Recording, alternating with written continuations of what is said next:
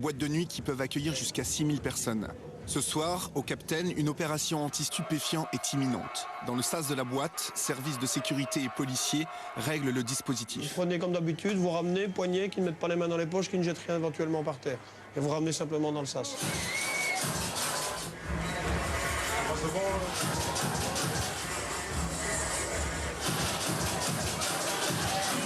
En moins d'une minute, pas moins de 15 jeunes clients, filles et garçons, vont être appréhendés. C'est bon ? Police ? Est-ce que vous avez des produits stupéfiants sur vous ? Rien ? Non. Bon, mais vous allez chacun près de mon collègue. Vous videz vos poches, s'il vous plaît, ici. Si vous avez quelque chose sur vous, dites-le tout de suite. Non, j'ai rien. C'est du côté des filles que la pêche est bonne. D'après la police, c'est d'ailleurs de plus en plus fréquent. Voilà pourquoi il y a désormais une femme dans chaque brigade. Les gamines ne tardent pas à lâcher ce qu'elles ont dans les poches. À moi, tu étais occupé quand même ? Ça, c'est à moi. Vous pouvez y aller. Des extasies et un peu d'herbe. Il y a combien de pilules là ? Oh, c'est des rouleaux de 5. Et donc c'est pour la consommation à votre avis ça ou c'est conditionné À mon avis. comme c'est ? Moi, c'est à pour la moi, vente, mais c'est hein. pas. Bah non, c'est. On en discutera tout à l'heure. À votre avis vous monsieur c'est quoi ? C'est pour du deal ça ou c'est Oui. quoi ? Ouais. Ouais, pas de problème. Une quantité pareille, c'est pour du deal. Le deal, le business. C'est aussi pour cela que tant de jeunes viennent ici régulièrement. À cet instant, les policiers saisissent 900 € sur la jeune fille. Lorsque celle-ci comprend que les choses tournent mal, elle tente de négocier. Je vous dis qu'est-ce qui me donne ça sur le parking et tout ça, il y a moyen. On va voir. Parce que je me fais des frites. On va sortir. Les informations qu'elle donnera ne permettront pas de remonter jusqu'au fournisseur. Les deux jeunes filles belges de 18 ans seront entendues toute la nuit au commissariat de Tournai. Elles avoueront avoir écoulé près de 2000 pilules d'ecstasy lors des 2 derniers week-ends au Captain. Après leur garde à vue, elles seront directement incarcérées dans l'attente de leur jugement. À l'intérieur de la boîte, la fête continue. 3000 jeunes survoltés et seulement 4 policiers. Et disons que ce soir, c'est un service fort. Parce qu'en règle générale, nous sommes 2, quoi. Bon, ça se passe bien, c'est pas ça, mais je veux dire, c'est vrai que c'est limite, quoi. C'est limite et c'est une fois tous les 15 jours, donc c'est pas faire de miracle, quoi, en fait, c'est ça. Toute la nuit, les jeunes vont pouvoir rentrer et sortir à leur guise de la boîte, passer de voiture en voiture et consommer sans être inquiétés. Moi, je viens de France et je viens ici, c'est pour faire ce que la Belgique propose, quoi. C'est-à-dire aller dans le son et prendre des tasses et tout ça, quoi. Bah ouais. Non, la Belgique, tu vois, c'est bien, tu vois. Tu prends des parkings sur le parking, toi, tu peux prendre tout ce que tu veux. Enfin, même dans la boîte, toi, tu peux rentrer, sortir, tu vois. Quand tu rentres, tu sors, tu vois. Voilà. T'as pris quoi ce soir? Moi j'ai pris 2 ecstasy et un gramme de speed et puis voilà. Je me sens bien, tu vois. T'as fait ça sur le parking de la boîte, hein. Ouais, voilà, ouais. Le parking, c'est un supermarché. Bah ouais, ici c'est la liberté, tu regardes sur le parking, tu vois, les vigiles ils disent rien, je suis désolé, tu vois. Fais ce que tu veux ici, tu vois. Sécurité débordée malgré les 48 caméras de surveillance opérant dans la boîte et sur le parking. Le Captain renvoie la balle aux autorités. Si le trafic de stupes est aujourd'hui incontrôlable, c'est, selon lui, la faute à la loi. On est limité par la loi par rapport à l'action au niveau des stupéfiants et au niveau de quoi que ce soit comme action de sécurité. Parce qu'on peut dénoncer des faits comme tout citoyen, mais il y a des choses qu'on ne peut pas faire. On ne peut pas faire de la recherche de stupéfiants. Pourquoi? Parce qu'on rentre dans immixtion à la fonction publique. Il n'y a que les forces de l'ordre qui peuvent faire ça. Ce soir-là, nous ne croiserons pas un homme de la sécurité sur le parking. Libre circulation pour les fêtards qui peuvent continuer leurs allers-retours entre la piste de danse et les voitures pour s'approvisionner.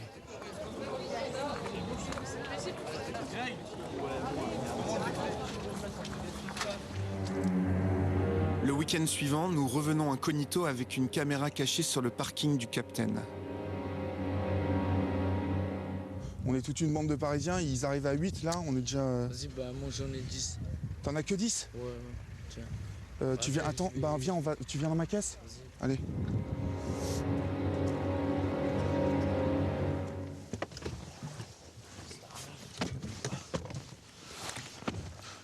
Cinq ecstasy à 3. Ouais, mais c'est de la patate. Ok.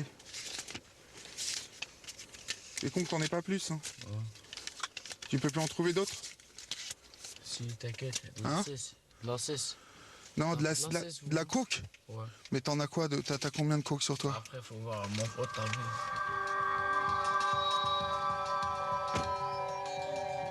Dans les voitures voisines, ça consomme à fond.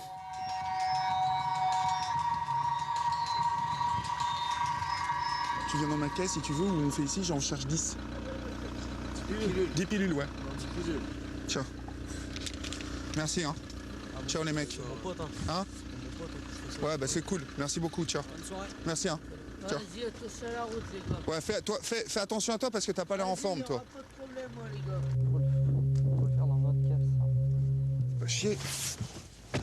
Des keufs ou quoi? Ah, Vous prenez pour des keufs ou quoi? Vous faites quoi ici? qui c'est qui nous prend pour des keufs? Je sais pas, vous faites quoi ici? Nous, on fait la fiesta. Parce que si nos potes arrivent tout à l'heure, si on doit en repêcher au 20 ou 30, ça sera possible ou Moi, pas? j'en ai là, dispo tout de suite, mais après, vous bougez, je vais pas tarder parce que j'ai des trucs à faire en vrai, tu vois. Donne-moi 100 €, je te donne les 34, tu vois. En vrai, passe-moi 100 €, je te passe. 100 €? Je te passe les 34, vas-y. Quatre. En plus, ils les emballent bien. 5. Non, ils sont, t'inquiète, ils sont bien. C'est des Haribo, quoi, en fait. Non, non, c'est des. Viens le samedi, tu vas péter les plombs. Ah ouais? Tu vas péter les plombs, ça bouge à fond. Si tu pètes les plombs, c'est une ville ici, samedi, tu passes pas. Ah bon? Tu passes pas ici samedi. Et il y a plein de mecs qui vendent et tout, quoi. Ouais, mais pas de problème, demain je suis là, on m'a pas de soucis. D'accord. Si vous êtes là demain, je suis là. Ok, bah peut-être on repassera demain. Tiens. On a tout ce qu'il nous faut, hein. Résultat de nos emplettes, en une demi-heure, 5 grammes d'amphétamine, ce que l'on appelle plus couramment le speed, et une 60aine d'ecstasy. Mais c'est la foire aux extasies. Bienvenue en Belgique et bienvenue dans les Mega Dancing.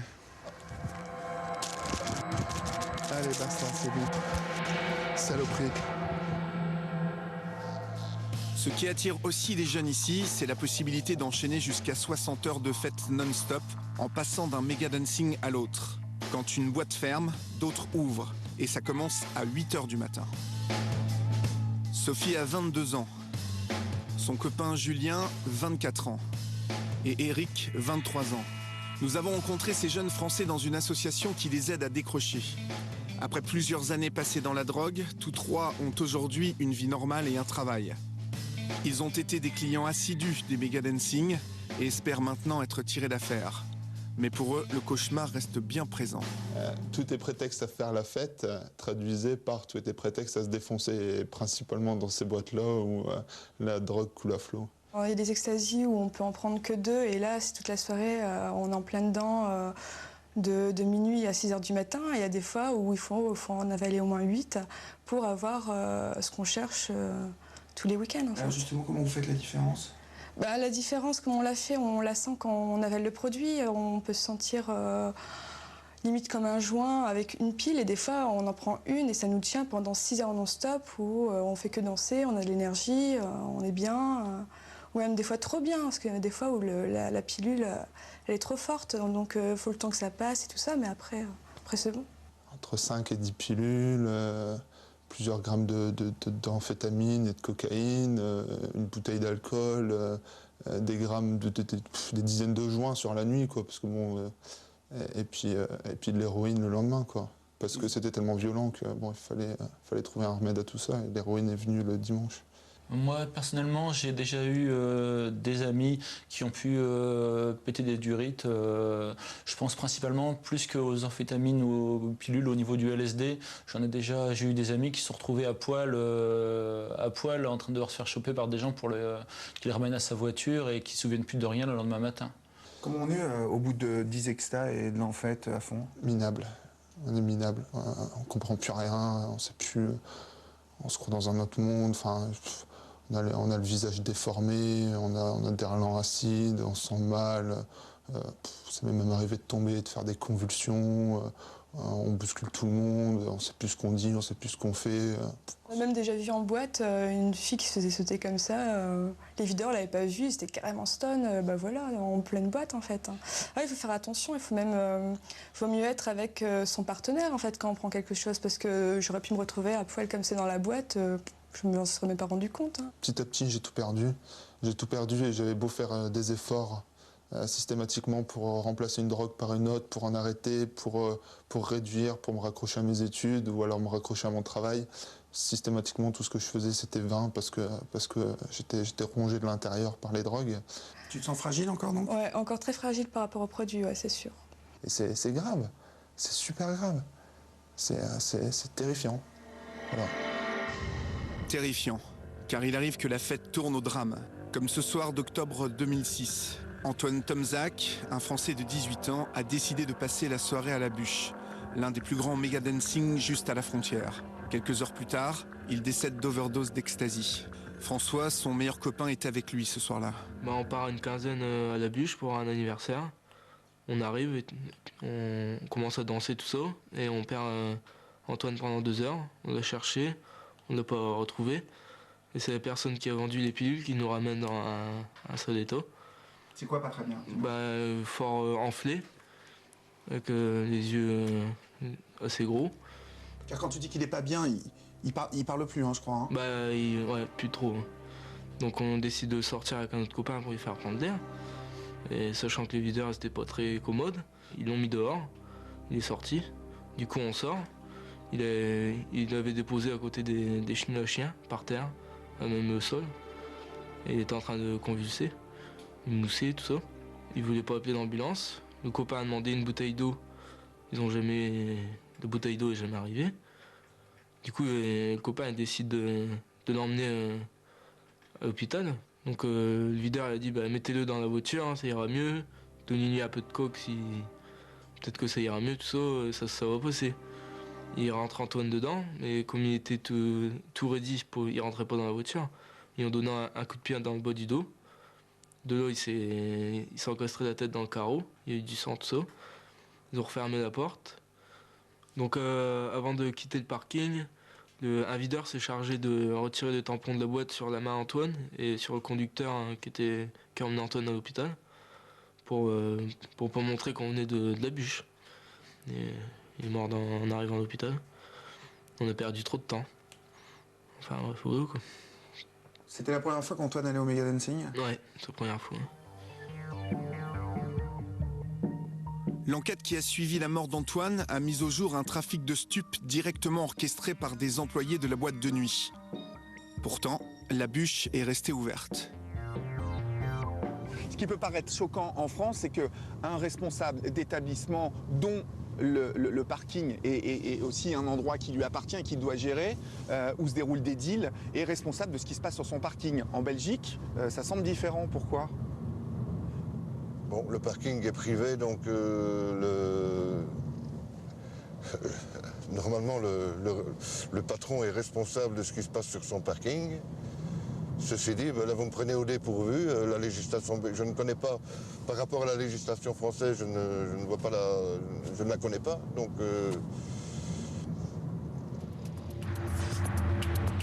Si en Belgique comme en France, les patrons de discothèques sont pénalement responsables de ce qui se passe chez eux, difficile de prouver leur responsabilité directe lorsqu'un accident mortel survient. À ce stade de l'enquête, la direction de la bûche n'a pas été inquiétée. Nous avons joint au téléphone l'un de ses responsables. Est-ce que vous vous sentez concerné par la plainte de M. Tomzak suite à la mort de son fils Vous êtes là? J'ai pas changé ma façon de voir les choses en disant que c'était bien triste de ce qui est arrivé, quoi. Il faut pas vouloir chercher ma responsabilité à tout prix dans le comportement des autres, hein. Dans le comportement d'Antoine Tomzak? Dans le comportement des autres, celui qui boit de l'alcool, il sait où ça le mène. Et qui prend le volant, il sait où ça le mène. Celui qui consomme de la drogue et des produits illicites, il sait où ça risque de le mener.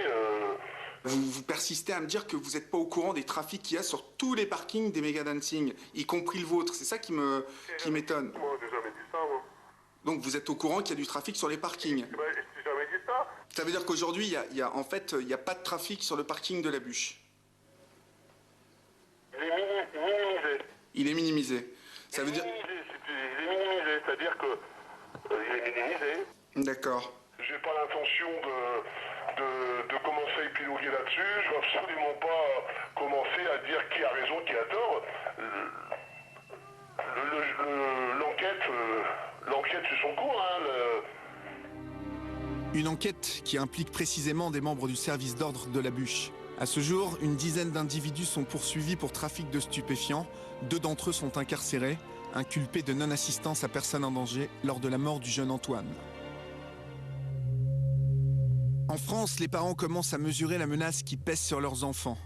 Ils les regardent partir tous les week-ends dans ces méga-dancing tout proches et voient désormais de plus en plus leurs ados sombrer dans de lourdes toxicomanies. Souvent très isolés, ne sachant où trouver de l'aide, les parents de ces jeunes se retrouvent totalement démunis.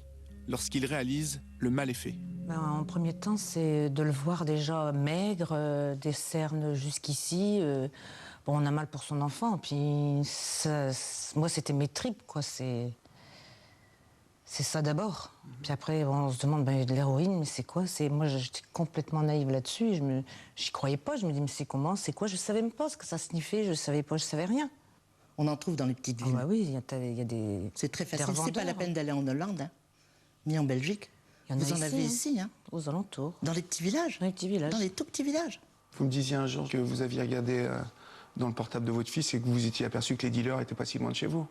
Oui. Non, ils sont pas loin. Il y a des choses qui ne sont pas normales. Qu'on laisse faire ça. On laisse mourir nos jeunes. C'est pas normal. Des mères qui commencent à se regrouper pour s'entraider et des associations d'aide aux toxicomanes comme ABCD qui sont débordées et tirent le signal d'alarme.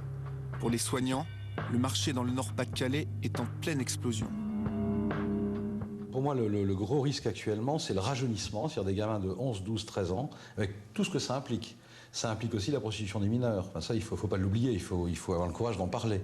Hein, parce que qui dit drogue, qui dit achat d'héroïne, même si c'est 20 ou 30 ou 40 euros le gramme, dit argent.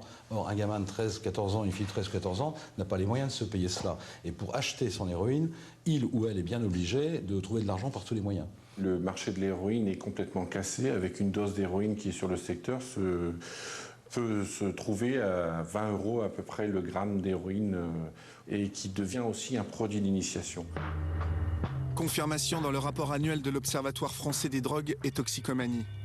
Un gramme d'héroïne à 20 euros à Lille, alors qu'on le trouve à 70 euros par exemple à Paris. Dans le Nord-Pas-de-Calais, on intensifie la lutte.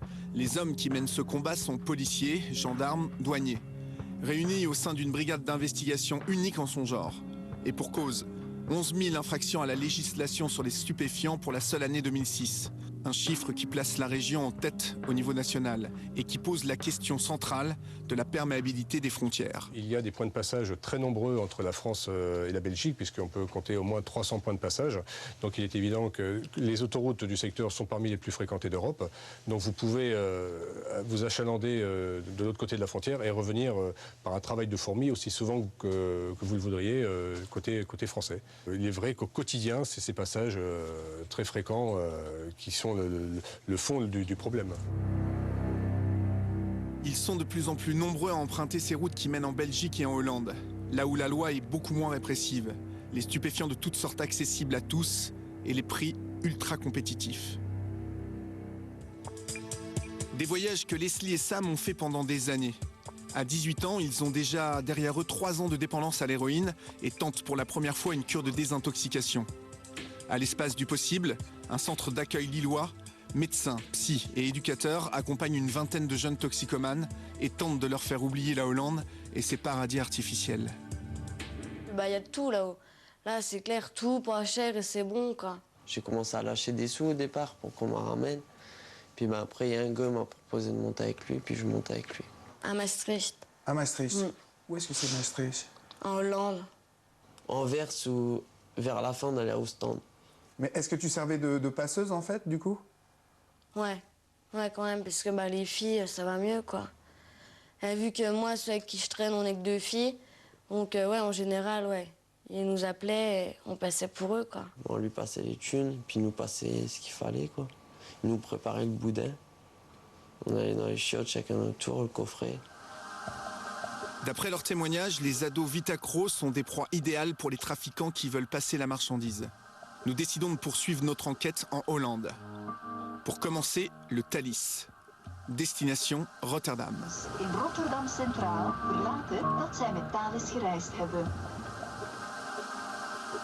Juste le temps de descendre du train, équipé de caméras cachées, et nous sommes immédiatement repérés par un rabatteur. cousin. Quoi? Vous cherchez un plan?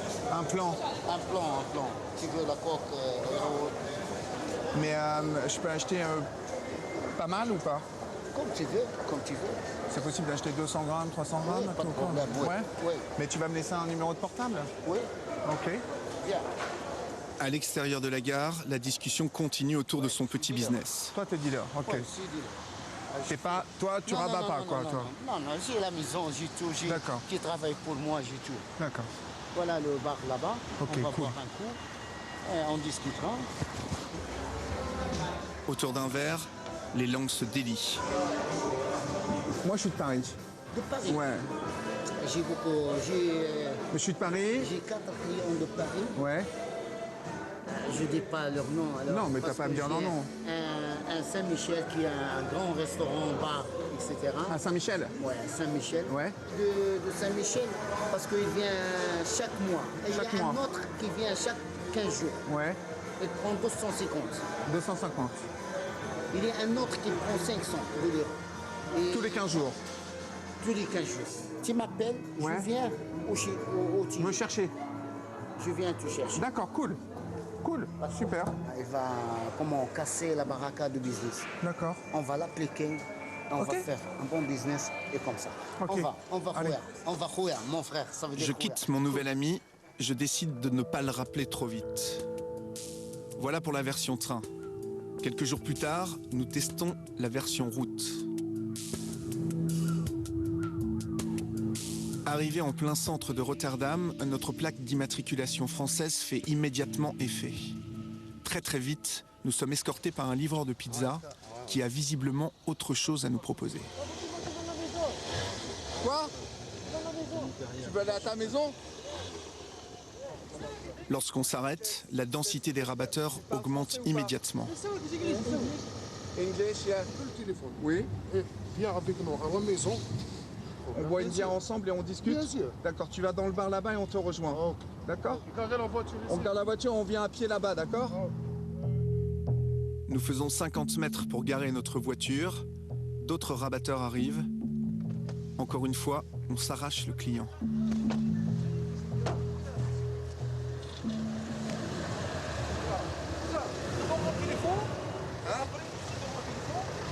Et après, si vous cherchez quelque chose, il faut contacter moi. Mais nous avons déjà rendez-vous dans un bar avec notre premier contact, l'homme au vélo. À pied, c'est le même manège, mais cette fois notre présence va déclencher l'hystérie. Nous devons toujours être attentifs et veiller à ce que notre dispositif de caméra cachée, positionné sur les 2 caméramans qui m'accompagnent, ne soit pas découvert. Rendez-vous. Tu pas connais moi? Connais-moi, cousin. Qu'est-ce qui se passe, cousin? Écoute. Il vient avec toi à la maison. La prochaine fois, appelez pour le rendez-vous. Tu connais? Ouais. Et combien tu prends maintenant? Pas beaucoup? On va voir ça, on va discuter des prix et tout ça après. Le gâteau, le goûter. Pas facile de se débarrasser de tous ces jeunes rabatteurs. Et le rendez-vous qui nous attend sera très instructif. Hein? Qu'est-ce qui se passe là ici, les petits là? Les petits Marocains. Ils sont énervés, hein? Ils ont rien du tout. J'ai 10 kilos, j'ai dit. Oui. Ils ont rien. Tu peux ramener, livrer pour nous? France. Ouais. L'extrasé, j'ai pas. Et les autres choses? Les roses, je peux. Tu peux ramener les roues en France. Et pour la coke? La coke, c'est un peu cher. C'est plus cher la coke. Je te fais pour 38 000. 38. Quelle quantité? 1 kilo. 38 Livré à Paris. Tu livres à Paris. Ok, ciao. Hein. Avec l'un d'entre eux, nous organiserons un premier deal. Pour le mettre en confiance, nous reviendrons 3 fois à Rotterdam, en nous faisant passer pour des musiciens. Mais l'infiltration nécessite 2 choses, acheter et consommer. À chacune de nos rencontres, nous achèterons ainsi pour 1 000 € de marchandises et à chacune de nos transactions, nous devrons consommer des produits stupéfiants. Infiltrer un réseau de dealers équipés de caméras cachées est une opération dangereuse. Dans ces appartements, plusieurs kilos de cocaïne, d'héroïne ou d'ecstasy sont généralement stockés. Et on nous a prévenus, ces hommes sont généralement armés. C'est le jour du rendez-vous. Notre dealer est méfiant. Il nous a demandé de le contacter dès la frontière belge. Samir? Oui. C'est Olivier, on s'est appelé hier. Oui. Tu m'as demandé de t'appeler dès que je passais la frontière, donc je suis là, je viens de passer la frontière belge. On se voit à la première station de Shell, une grande station Shell. D'accord, ok. À tout à l'heure. À tout à l'heure, Samir, ciao. Nous reprenons la route pour le deuxième lieu de rendez-vous, et là, surprise. Ils sont derrière nous, les gars. Ils sont derrière? Ouais, ils sont derrière nous. Je les ai pas vus. À cet instant, nous réalisons que les dealers nous ont suivis. Nous sommes sous surveillance depuis un bon moment. Ils arrivent à toute vitesse à notre hauteur. Oh putain, le con. C'est qui le pilote de Formule 1 des deux? Quand je mets du gasoil et on fait... D'accord, cool. Bonne tête de truand quand même. Direction Rotterdam sous bonne escorte. Comme à chacune de nos rencontres, le lieu de rendez-vous a changé. À chaque fois, les dealers nous baladent dans la ville dans le seul but de nous faire perdre tout repère. Ça y est, ils ralentissent, nous approchons, nous y sommes. Ça va, ça craint pas là? Non. Je te sens nerveux. Ah non. Tu vas bien? Notre ami est nerveux et moi aussi. Une transaction est toujours un moment délicat. Tout va bien. Il y a de l'argent, il y a de la drogue. La tension est à son maximum. Notre dealer a de son côté laissé un comparse à l'extérieur pour faire le guet. Il va falloir détendre l'atmosphère. Non mais ouais. Ça va? On peut se dire bonjour maintenant? Qu'est-ce que t'as à être... Pourquoi en fait...